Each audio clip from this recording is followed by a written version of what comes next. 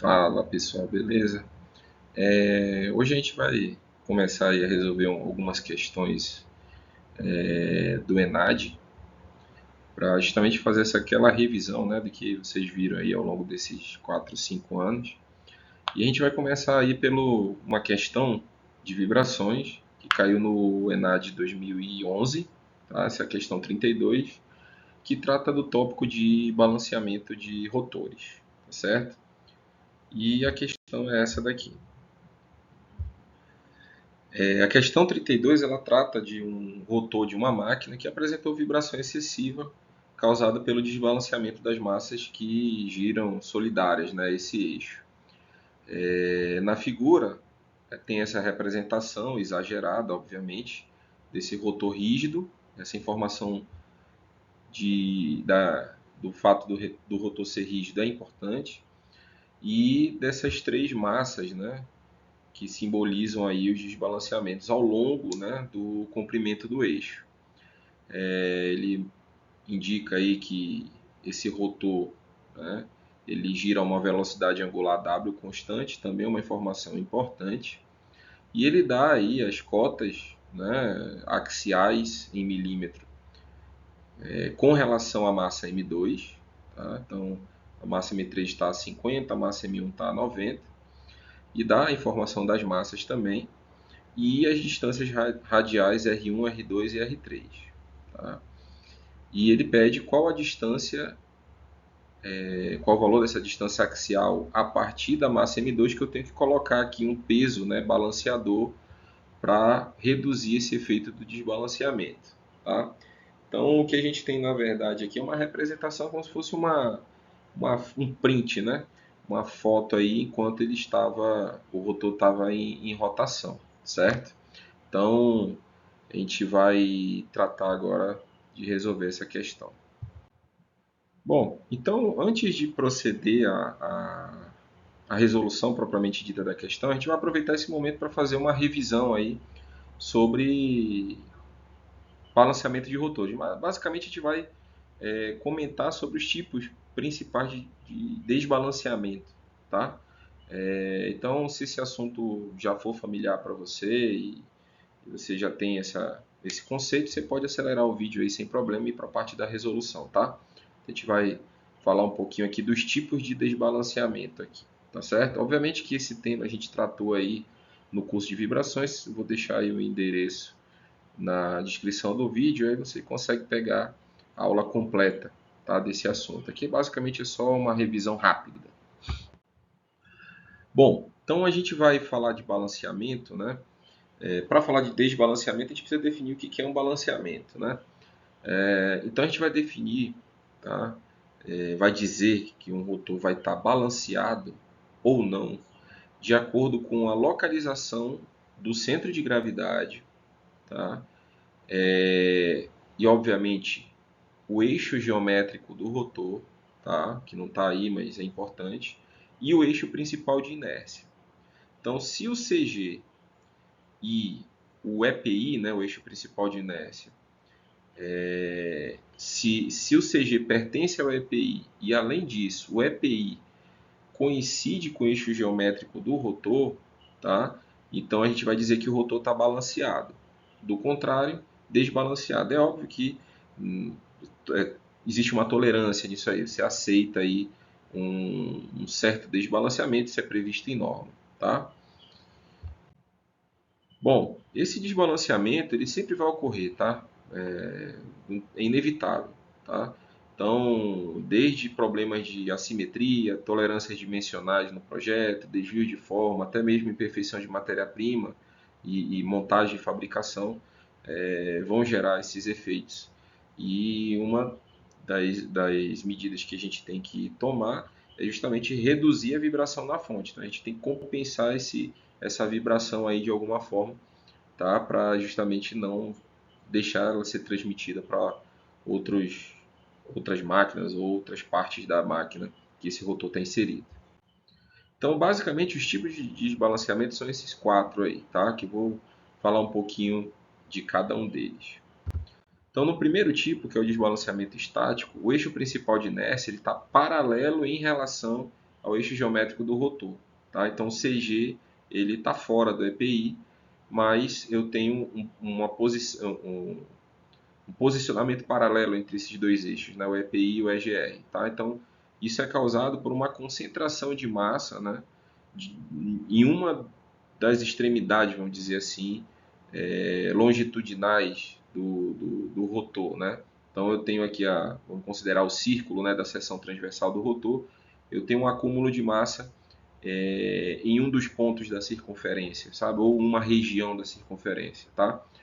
Então esse nome de estático, tá? Ele se dá devido ao fato de que mesmo em repouso esse tipo de desbalanceamento ele persiste. Então se você pega lá o rotor desligado, né, paradinho, e move ele da posição inicial, ele vai voltar para a mesma. Então é como ele tivesse o mesmo efeito de um pêndulo, tá? Então seria mais ou menos essa representação aí. Eu tenho um acúmulo, né, de massa, tá, em um dos pontos aqui da circunferência, né, na região, em uma dessas regiões aqui, tá, exclusivo. Tá? Então ele funcionaria como se fosse de fato um pêndulo aqui, porque eu tenho um acúmulo de massa num desses pontos ou numa dessas regiões. O segundo tipo de desbalanceamento é o desbalanceamento acoplado. Então, o que acontece? O EPI e o EGR eles se interceptam, tá? No centro de gravidade, mas eles têm uma angulação entre eles. Tá? Então, isso ocorre quando eu tenho dois pontos aqui de concentração de massa, vamos dizer assim, simetricamente distribuídos, mas de maneira oposta. Tá? Se eu passasse aqui um plano transversal aqui ao rotor, eles estão espelhados. Tá? Então, eu tenho um efeito do eixo principal de inércia está meio inclinado em relação ao eixo geométrico. Tá? Então, esse é um outro tipo de desbalanceamento. O terceiro tipo basicamente é uma combinação entre o acoplado e o estático. Tá? Então, eu tenho a angulação, mas esse ponto de interseção entre esses dois eixos ele se dá fora do centro de gravidade do rotor. Tá? Então, no caso anterior, a gente tinha, né, uma certa simetria oposta, vamos dizer assim, aqui a gente não tem isso. Tá?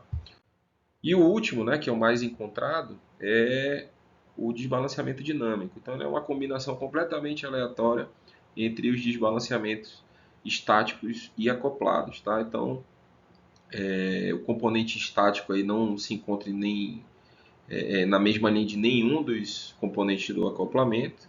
Tá? Então, o EPI e o EGR eles tanto se encontram inclinados quanto deslocados um do outro, como se fossem reversos, vamos dizer assim, tá? Eles não se interceptam, né? Ok? Esse é o mais encontrado, né? E para fazer o balanceamento desse tipo, né, de desbalanceamento, eu preciso fazer com que essa compensação seja feita aí em em vários planos transversais ao longo do comprimento axial do rotor. Obviamente que a gente pode mostrar que esses vários planos podem ser substituídos por apenas dois. Então, eu defino dois planos distintos e faço o balanceamento nesses dois planos. Isso é o suficiente para balancear todo o comprimento do rotor. Tá certo? Bom, então é essa característica aqui, basicamente, do desbalanceamento dinâmico. Então, você não tem o mesmo plano, tudo bem? Então, agora a gente pode voltar aí para nossa questão, para a gente resolver de fato, tendo em vista agora que a gente conhece aí os tipos de desbalanceamento. Bom, então vamos lá. Aqui o que a gente vai fazer? Então, a gente tem aqui essa característica de desbalanceamento semi-estático, né? Ou seja, eu tenho um plano aqui, né, que seria o plano YZ, onde as massas desbalanceadoras estão todas inclusas, né? Então, aqui a gente pode, sem problemas, usar somente duas equações para resolver o problema, né? Então, caso eu tivesse um desbalanceamento aí, dinâmico, eu precisaria aí pelo menos 2 planos aí para fazer esse desbalanceamento, então eu precisaria de mais equações.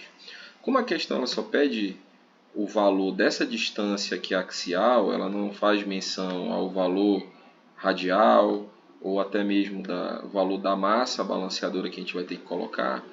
Então a questão se torna um pouco mais simples. Então a ideia é o seguinte: a gente vai primeiro garantir que eu não tenho deslocamento, né? Não tenho um offset, vamos dizer assim, aqui na direção do eixo Y, né? Do eixo principal de inércia em relação ao eixo geométrico do rotor, que está aqui representado pelo eixo Z, tá certo?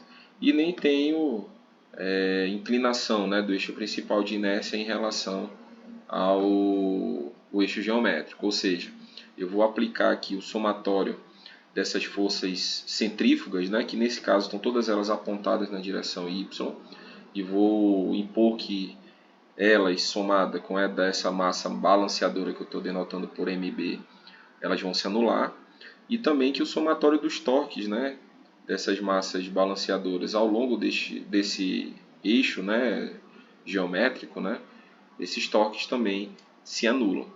Tá?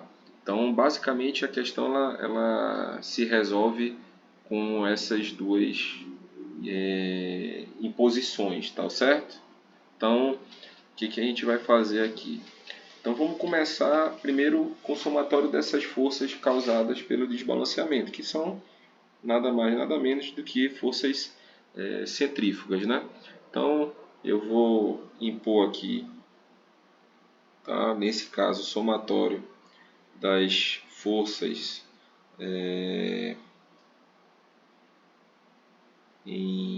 na direção Y, né? O ideal era a gente colocar na direção radial, né? Mas imagina que a gente pegou aí quando ele estava girando, né? Esse rotor, a gente tirou uma foto, né? Uma foto aqui olhando de frente, né? Que seria correspondente a essa daqui, e uma olhando de cima, que seria essa daqui, tá? Então vamos, já que o problema, as massas desbalanceadoras estão alinhadas, né? Ou seja, eu tenho um plano aí onde elas se encontram, todas elas pertencem, né, a esse plano, então vamos colocar direto em Y. Então, o que a gente vai ter? Então, nesse plano XY aí, o que eu vou ter?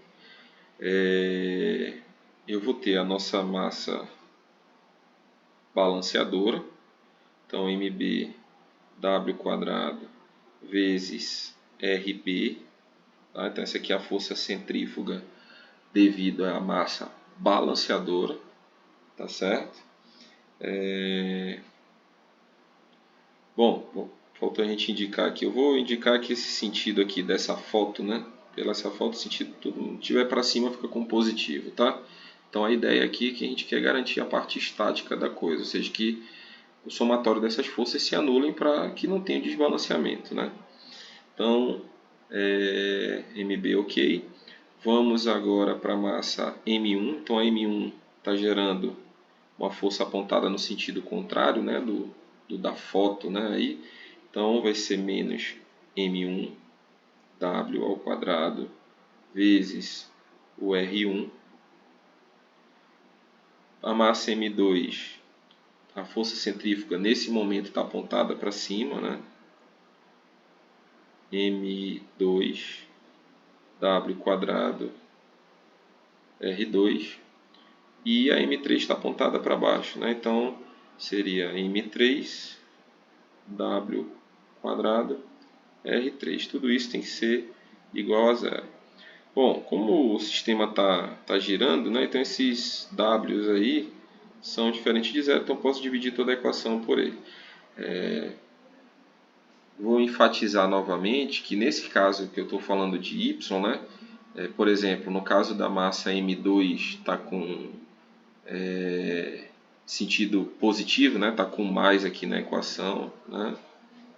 Está com maisinho aqui na equação, e o M3 está com sinal de menos. Na verdade, é porque a gente deveria colocar essas equações aí nas coordenadas radial, né, raio, ângulo e Z, né? Seriam as coordenadas cilíndricas, tá? Então esse menos, na verdade, está indicando que está em fase oposta, tá? Então eu estou supondo aqui que a direção do nosso M2 aqui, tá? O nosso M2 é o, o sentido positivo, então todo mundo que estiver em oposição de fase com ele recebe o sinal negativo. Essa que é, na verdade, o jeito correto, tá? Mas vamos ainda com aquela ideia de que a gente tirou uma foto ali estroboscópica aqui das massas girando, e aí a gente adotou esse sentido aí do Y nessa foto. Então, esse menos, na verdade, aí, aqui na equação está dizendo que é no sentido contrário de Y, mas é basicamente uma oposição de fase. Bom, então com essa equação a gente encontra aqui, né, que... Deixa eu trocar a canetinha aqui.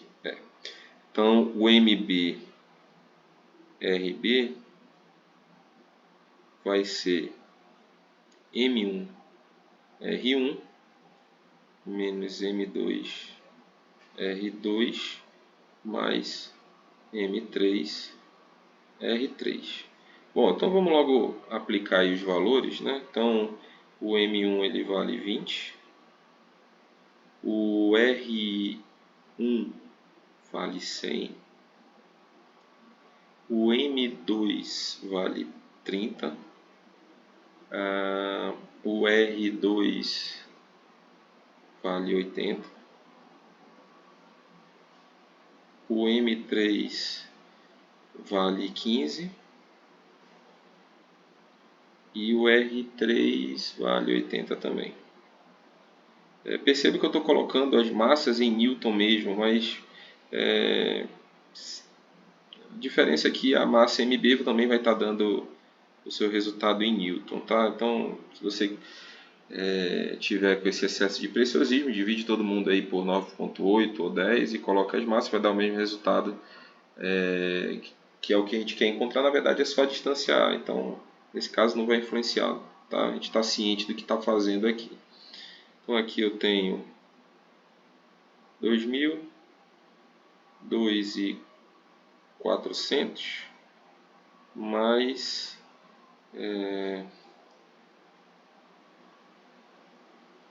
1.200, é isso? 8.540, Então a gente tem aqui 2.000 menos 2.400 mais... Então isso aqui dá 800, certo? Então eu tenho aqui a nossa primeira equação, que MBRB dá 800. Bom, a segunda equação que a gente vai considerar aqui é que o somatório dos torques desbalanceadores, tá? Eu vou supor aqui esse sentido aí como sendo positivo, então o somatório dos torques desbalanceadores tem que se anular também, tá? Então, qual é a ideia aqui? Vamos olhar para esses torques aqui. Então, eu vou fazer o seguinte, eu vou supor aqui o ponto, né, de referência, tá? Esse eixo aqui vai ser esse plano aqui vai ser a referência, então eu vou calcular todos os torques dessas massas em relação a ele, justamente para garantir que o eixo principal de inércia não esteja oblíquo, né, em relação ao eixo geométrico. Então aqui está o eixo geométrico, tá? O que eu quero garantir é que o eixo principal de inércia não tenha esse formato aqui, tá? Então a gente vai considerar os torques de todas essas massas, tá, desbalanceadoras aqui, tá certo? Então vamos lá. Então a massa M2 não vai gerar torque, né, porque está alinhado, né, com esse ponto de referência aí, que é a projeção aí de M2 no eixo do rotor. Então a gente vai ter o seguinte, nós teremos o MB, certo? mb ômega ao quadrado, ômega não, né? W, né, na questão, W quadrado RB vezes A, então está girando no sentido positivo, né? Então mais a M1 vai girar no sentido negativo, tá? Sentido negativo, então menos. Então eu vou ter M1 W quadrado vezes R1, que é a força centrífuga, vezes esse braço, né, que vai ser de 90. E menos também, né, M3 W quadrado R3 vezes a distância axial, que vale 50. Bom, a M2 não vai gerar torque porque eu estou considerando essa referência. A gente pode, similarmente, como a equação anterior, cancelar aí os W's. E aí a gente vai ter a seguinte equação.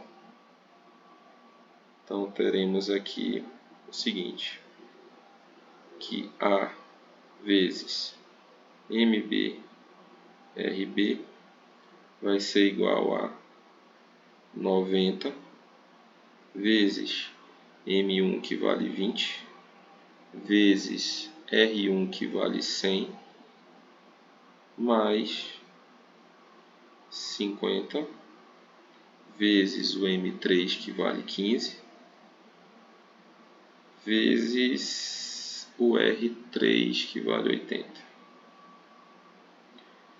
Isso aqui vai dar 240 mil. Tá certo? Então seria a nossa segunda equação. No entanto, a gente sabe daqui de cima que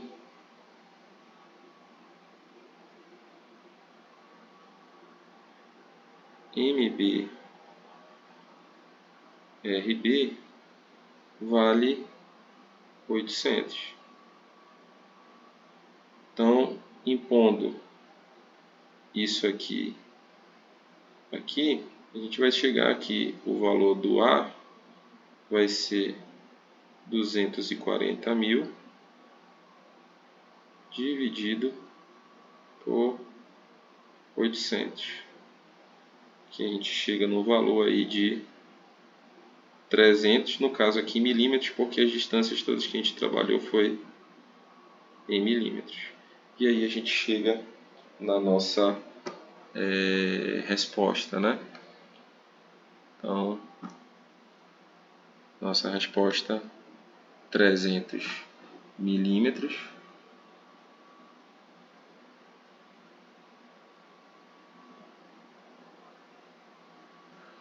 que corresponde à nossa letra I.